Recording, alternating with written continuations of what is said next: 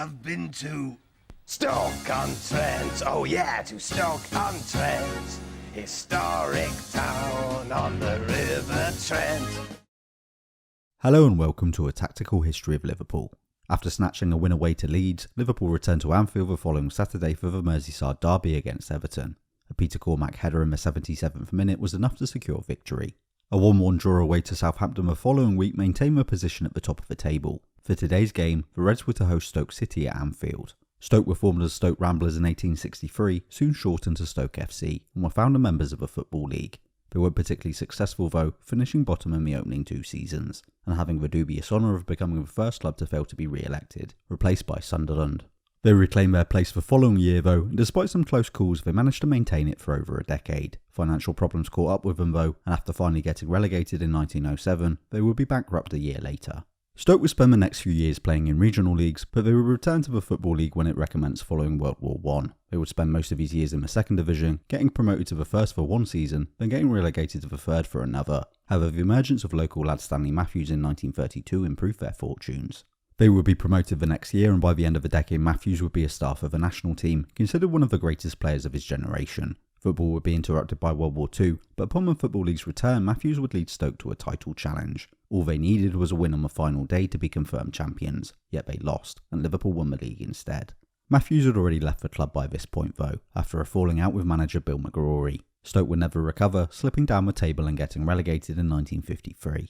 They would spend the next decade in the second division, but won promotion back to the first in 1963, a year after Liverpool. Tony Waddington had taken over as manager in 1960, and after initially stabilising Stoke with defensive tactics, changed the atmosphere at the club by re-signing Matthews, now in his mid-40s.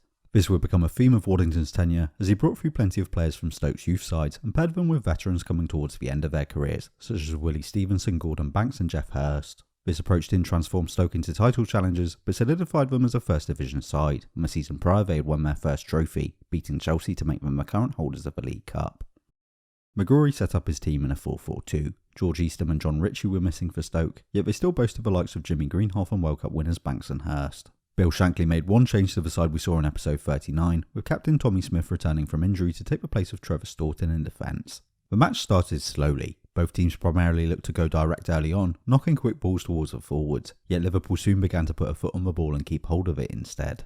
Stoke were pulling a lot of men back to defend, marking Liverpool's attackers closely and crowding them out. This meant they didn't really have space to attack, so these long balls weren't getting them anywhere. In response, they looked to play shorter instead, with a fluid front line. Kevin Keegan would often come short or drift off to the left, and Phil Bursmore would move to the right, whereas Peter Cormack and Steve Highway both moved into the middle. The Reds also frequently tried their luck from distance. Stoke pulling men back left space to be used in deeper areas, and the continual threat of these shots was a good way of baiting Stoke out of defence. Liverpool also began to push more men forward. Greenhoff would often come inside to help the centre midfielders defensively, which left space for Alec Lindsay to advance down the left. Chris Lawler also pushed forward into attack, and Tommy Smith moved up into midfield. Despite Liverpool leaving more space in defence for Stoke to attack, the Potters weren't having much success with their long balls either. Like Liverpool, they were having a better time when they were a bit more patient, with Michael Pedgick providing a real threat pushing forward from full-back on the left. Nevertheless, it was through a long ball that Stoke took the lead. They won a soft free kick in the centre circle and pushed men forward, Jackie Marsh pumping it long.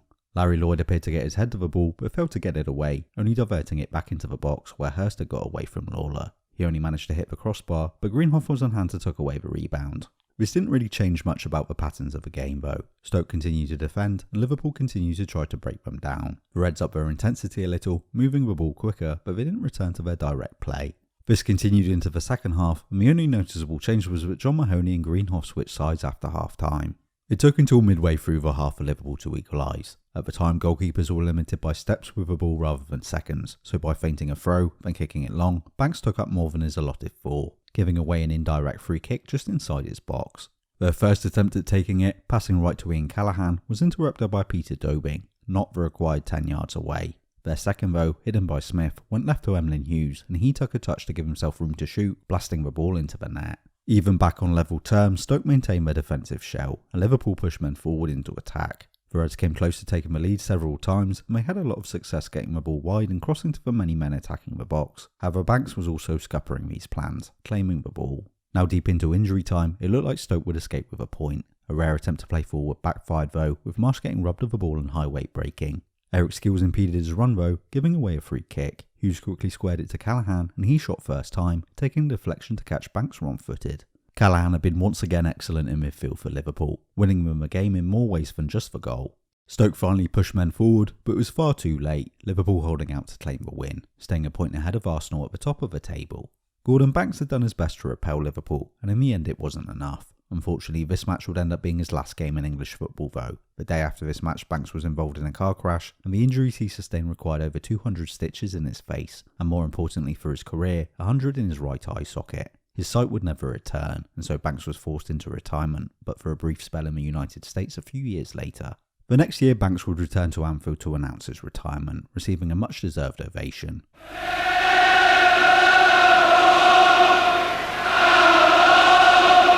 Despite being a constant thorn in their side, Banks was a popular figure with Liverpool supporters, and it's generally believed the Kop's tradition of clapping opposition goalkeepers began with Banks. Leicester had been a bogey side for Liverpool early in Shankly's tenure, in large thanks to their goalkeeper. One particularly spectacular performance came in the 1963 FA Cup semi-final, where despite Liverpool's dominance, they just couldn't score. There was only one team in it, Banks reflected, and they lost 1-0. Banks would lead England to World Cup glory in 1966, yet a year later, as a young Peter Shilton was threatening to leave if he didn't get playing time, Leicester were looking to sell him. Shankly jumped at the opportunity, with Roger Hunt warning Banks to wait. However, Shankly couldn't convince the Liverpool board to part with a required fee for a goalkeeper. I sat and waited and the weeks went by and I thought they were supposed to be coming for me, said Banks. Eventually the manager at Leicester came up to me and said Stoke were interested and would I like to speak to them, so I signed for Stoke. Although Banks was now in his 30s, he wasn't past his best, stating, "I've not come here to retire, you know, I've come here to win something." With Stoke's League Cup win, he achieved that aim, and in 1972, just months before his injury, he would be named Football Writers Player of the Year. It was hardly a surprise that Banks was so popular amongst Liverpool supporters despite never playing for them. Not only was he one of the best goalkeepers to have ever played the sport, he's unanimously agreed to be a lovely man off the field. That he wasn't able to bow out on his own terms is a great injustice. If you enjoyed this video, please like and subscribe to support the channel. This will help show my work to more people and ensure that you see future videos. You can also help me out by sharing this video with people you think would like it.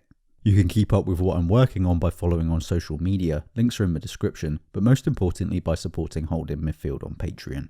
Without financial support, these videos will simply cease to exist, as they just require too much time and effort.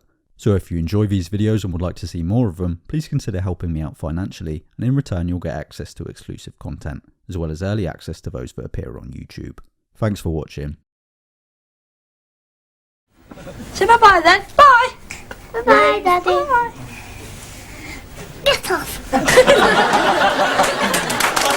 Thank you, Robert, Wendy, and Julia.